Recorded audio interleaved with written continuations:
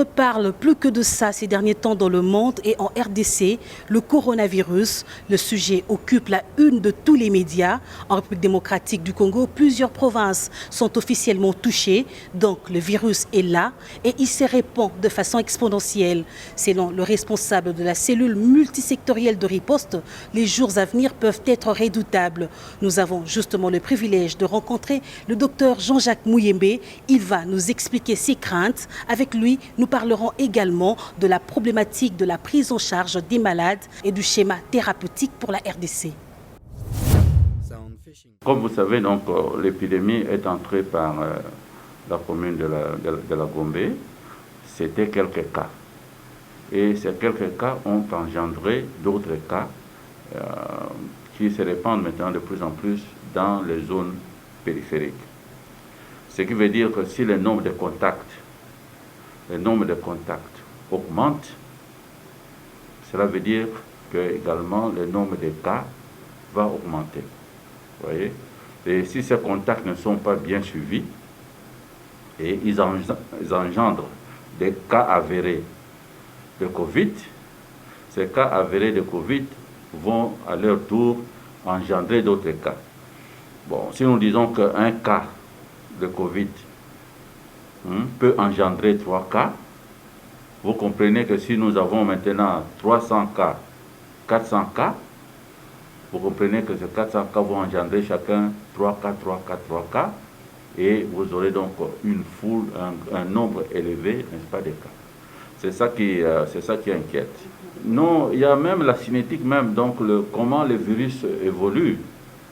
Donc le virus lui-même nous inquiète, et si en plus de ça vous ajoutez donc le comportement de la population, une grande partie de la population ne croit pas à la maladie et se comporte comme si le virus n'existait pas. Donc tout ça, ça nous inquiète. Quand vous faites les comptes des cas de Covid, vous verrez que la majorité se trouve dans la zone de Gombe.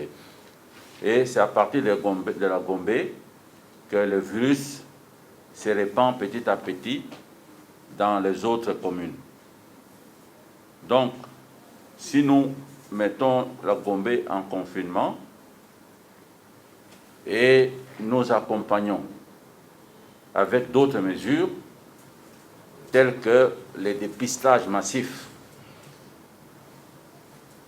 dans les ménages positifs, nous allons faire le dépistage des habitants de cette parcelle-là et également des domestiques, chauffeurs, tout ça qui sont en dehors de cette parcelle. Nous allons dépister. Les cas positifs, nous les mettons directement en confinement. Nous les mettons en isolement. Vous voyez? Alors, et puis en deuxième temps, nous allons aussi tirer au sort, voir dans les ménages où il n'y a pas de Covid, nous faisons également un dépistage massif. Si on trouve un cas là-bas aussi positif, nous le mettons en isolement. En plus de cela, nous allons faire une désinfection massive des bureaux, des principaux bâtiments dans Gombe. Une fois que nous avons nettoyé la Gombe, qui est dans le hotspot, dans l'endroit chaud, qui génère tous les autres cas, nous allons maintenant nous attaquer à d'autres communes qui présentent aussi des cas. C'est-à-dire, au moment où nous sommes à la Gombe, nos équipes vont continuer, bien sûr, à surveiller les autres endroits où il y a des cas. Et nous avons la liste de contacts et on va également suivre. Après Gombe, peut-être nous irons à Kitambo. Kitambo et puis Mbiza, Ozone, etc. Donc nous avons la liste. Nous suivons au jour le jour Quelles sont les zones qui sont infectées? Oui, bon, pour nous, la priorité, c'est d'abord les moyens de déplacement de nos équipes. Il nous faut absolument des motos, des véhicules, et également les moyens de déplacement, pour déplacer les malades. Aller chercher les malades et les emmener dans un centre de traitement, ce qui veut dire qu'il faut avoir des ambulances. Et puis, bien sûr, il y a les molécules pour les traitements. On parle beaucoup de chloroquine et nous allons donc introduire la chloroquine et l'azithromycine pour les traitements, n'est-ce pas, des malades. En plus de ça, surtout dans les jours à venir, il faut avoir des masques, beaucoup de masques, et le matériel de protection pour nos médecins, nos infirmiers, nos infirmières qui vont donc soigner les malades. Pour le moment, nous nous en sortons parce que nous utilisons les fournitures que nous avions obtenues des partenaires pour l'épidémie de maladies à virus Ebola. Mais ces fournitures sont en train donc d'être utilisées massivement. Il nous faudra donc en urgence avoir le matériel, n'est-ce pas, de protection. Et alors, en dernier lieu, bon, nous avons aussi le problème des diagnostics.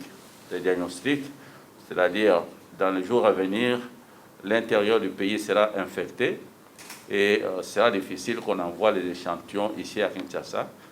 Nous devons donc décentraliser les places, n'est-ce pas, de diagnostic, le laboratoire de diagnostic, notamment vers Lubumbashi, Mbuji-Mayi, Goma, etc. Non, nous n'avons pas encore commencé les traitements officiellement. Nous n'avons pas encore commencé les traitements par le chloroquine parce que nous n'en avons pas ici. Et donc, il y a certains individus, les patients, qui se procurent la chloroquine, mais ce n'est pas encore dans notre programme. Et donc, avec le fonds que nous allons obtenir de la Banque mondiale, nous allons faire donc des achats et commencer donc les traitements. Aucune structure, n'est-ce pas, jusqu'à présent n'utilise la chloroquine comme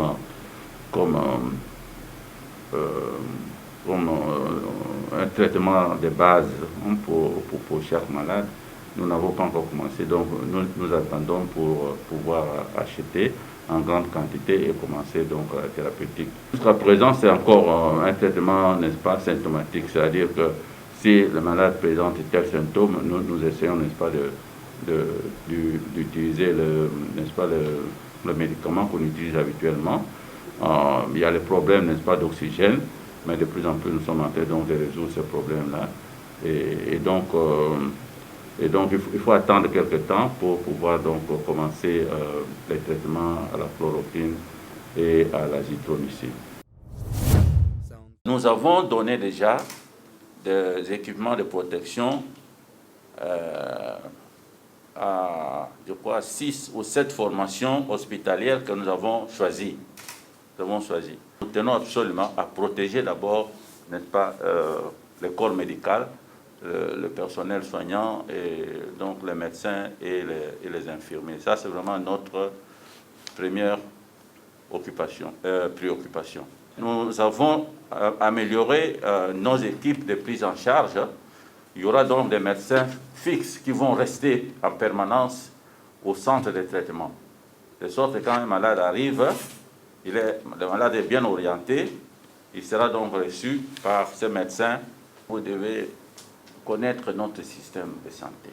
Tout le monde reconnaît que c'est un système faible. Et cette faiblesse ne commence pas avec le Covid. Le Covid est venu pour vous démontrer que votre système est faible. Donc prenez conscience de cela. Et maintenant, nous sommes en train de travailler avec l'aide des partenaires. Dans les jours à venir, l'oxygène ne va plus poser de problème.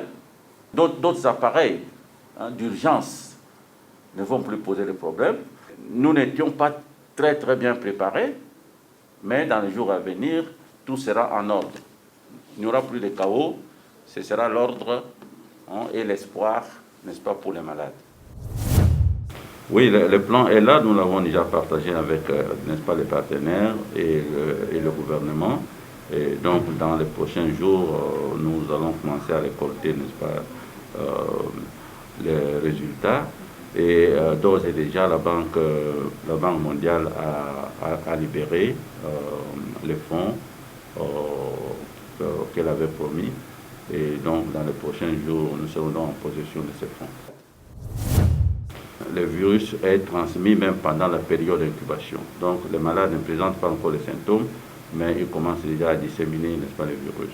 Et même ceux qui sont traités, le virus reste longtemps dans la gorge, malgré les traitements. Et donc, ces malades est un risque pour la société parce qu'ils continuent à sécréter le virus. Bon, mais je pense que la population doit faire confiance, n'est-ce pas, à l'équipe qui est mise en place par le président de la République. Nous travaillons parfois jusqu'à très tard, donc on se sacrifie pour le bien de la population et donc nous méritons quand même, n'est-ce pas, la confiance de la population et que avec l'expérience que nous avons, il est fort possible que cette maladie ne soit pas aussi terrible que ce que nous voyons, n'est-ce pas, ailleurs.